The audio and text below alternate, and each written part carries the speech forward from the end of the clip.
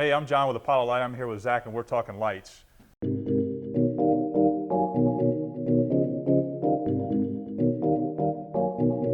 Hey, Zach, how you doing? I'm good, John. How are you doing today? Good. A lot of our customers are coming in and wanting to upgrade their Underwater Lights, Underwater Lights Limited Ultimate 80s to LED. One of the biggest problems we're running into is showing the customer how to identify the housing so we can get them the right insert.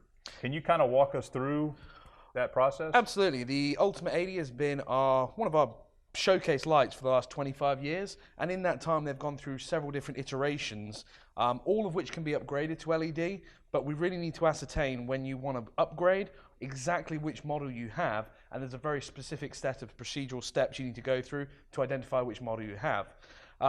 And basically what we're talking about is identifying the housing. Correct, yeah. Okay. So essentially, even though these have gone through many different iterations, there's only two different styles of housing. It's called a Type A and a Type B. And it's really just the barrel thickness of the light, which depends which light can go in. Like I said, these have been out for 25 years. I can't tell you how many thousands of these lights are out in the field, and all of them can be upgraded to LED. Nice. So, I mean, thank you very much for doing this video, because this is something that's starting to become much more popular, and I can see becoming, hugely popular. Can you walk me through the process of how you want to be able to identify that housing? Yeah. Well, first and foremost, you've decided you've got a boat. You have these lights in there, either 35 or 55 watt xenons from any age up to 25 years old. You need to be able to determine which model you have. So you will have two different styles of housings. This is going to have easiest to identify your 3 locking nuts on the back, 3 red nuts, or it's going to be a simple screw-in fixture from behind like this.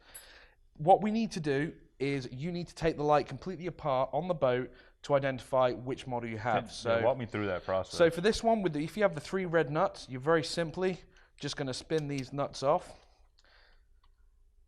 Easier to do when it's in the boat because it's kind of still.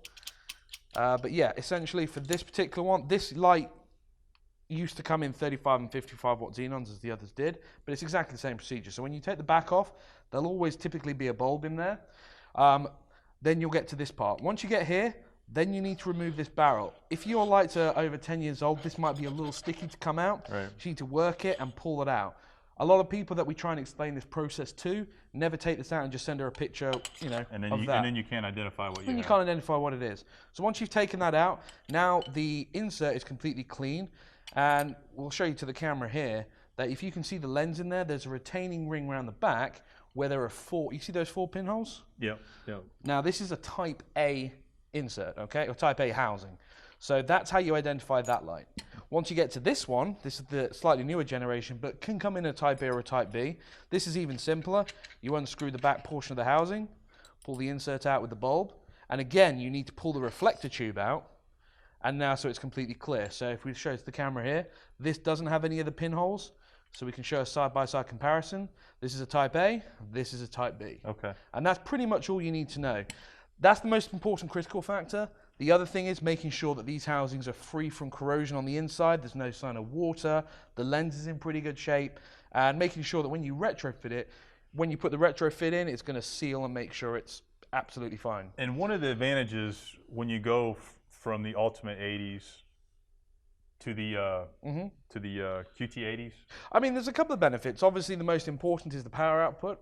You go from a 35 watt xenon, goes from 1,000 lumens up to 6,000, or your 55 watt xenon, which is anywhere between 3,000 and 4,000 fixture lumens, up to 6,000. So the immediate benefits are more power, never have to change these bulbs again, which you can't touch with your fingers. When you insert the bulb, you've got to make sure you use the material it came with, otherwise it will fail prematurely.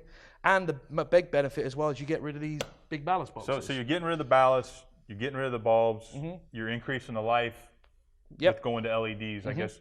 What are those rated for? The LEDs, we rate everything at between 40 and 50,000 hours, which is comparison to a bulb which is rated maximum for 2,000 hours. I mean, you're having, 200% increase in life expectancy, in addition to having a brighter light. The benefit of the LED as well is they come in a white or a blue choice, which means that when you wanted to go for a blue light in one of these lights, you'd take your bulb and you'd put a filter inside. Right. So that would actually filter out, if you have a blue filter, it would filter out the green and the red. So you just let the blue come through, diminishing your light output. Yeah.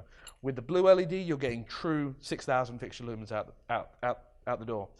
So there's a lot less maintenance with these when you've upgraded LED. And absolutely. In the long run, you're probably saving some money. Oh, absolutely. And everyone wants to get slightly brighter lights. They may want to go to a different color, but they don't want to spend that much money with the boat out of the water changing all the housings. With this, you can do it in the water so long as your housing is in good condition, and it's a real quick upgrade. Let me ask you another question. I know some of these lights that we're upgrading now are 10, 15 years old. Mm-hmm.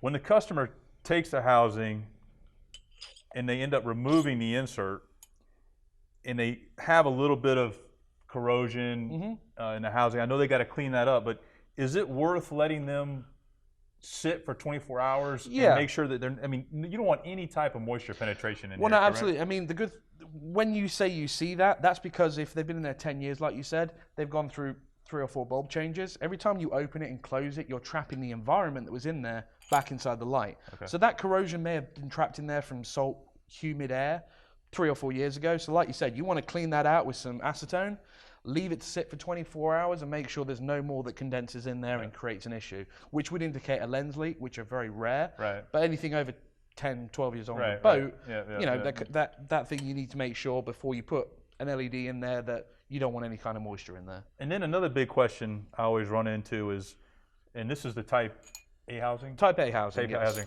So when they get the new insert to put into this housing, they're basically snipping off.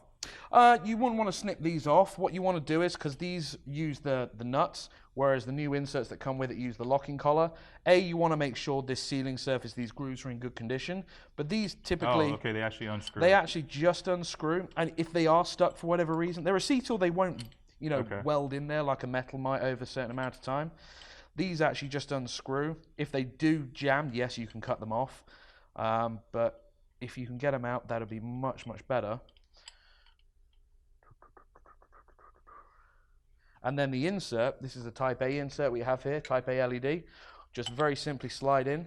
You'll see it will go in slowly because we're pushing the air out that's in there. And once it's in place, slide the locking nut down. Tight, locked in place. Now the light is completely converted to LED. No external ballast like you just said. So what you can do is the ballast that's on the wall, typically within 14 inches of the old light, there'll be a pigtail that's 6 inches long. Find that, cut the power there, and just wire that straight into what was already there. Okay. These ballasts used to come in 12 or 24, so you had to know the voltage when you're ordering your ballast. With the LED, it's 12 or 24, so you can just plug straight in. Hey, Zach, tell me what type of boats I'm going to find these QT80s on. I know they're a smaller light. They're not like the 130s. What kind of boats are you guys typically putting these on? Like I said, these lights have been around for 25 years, so they've pretty much been on a lot of boats up to 100 feet. Okay. You'll find them on all the old Sunseekers, pretty much every Sea Ray pre-2008. Used to have a couple of these in. You'll find them on mostly cruisers and stuff like that. Fishing boats still have these on quite a lot. Yeah. Most of them are on to LED now because they're the guys really on the cutting edge of what's new in the latest technology. Right. But these are on a plethora of boats, really. Yeah. I mean, anything that's DC powered, before you get obviously into the big lights, which were the 150s. Oh, one thing too is which we have a kit for too. Oh, do you? Okay. Mm-hmm. And you can always identify it too. If when you're looking in your boat, if you get down there and look at the ballast and get a picture of the ballast, you can see the Underwater Lights Limited label on there. That's how I identify a lot of the pictures I get from customers to see what light they actually have there. But yeah, I mean, like the question that we get asked most of all is just trying to explain how to know whether you have a Type A or a Type B insert. I mean, I can demonstrate the difference right now. Like I said, this is a Type A. Will not fit in a Type B. Yeah. So that's why we really need to know before you order these and get them sent out which model you have. And like I was telling you before we did the video, you can have this kind of model with the nuts that could be a Type A or a Type B, or you could have this that was a Type A or a Type B. So just sending us a photo or sending you a picture of the back of the light isn't enough. You need to take it completely apart, and that will also tell you at the same time whether the housing is in good enough condition to be upgraded. Right. Okay. I think the biggest thing is the reflector tube.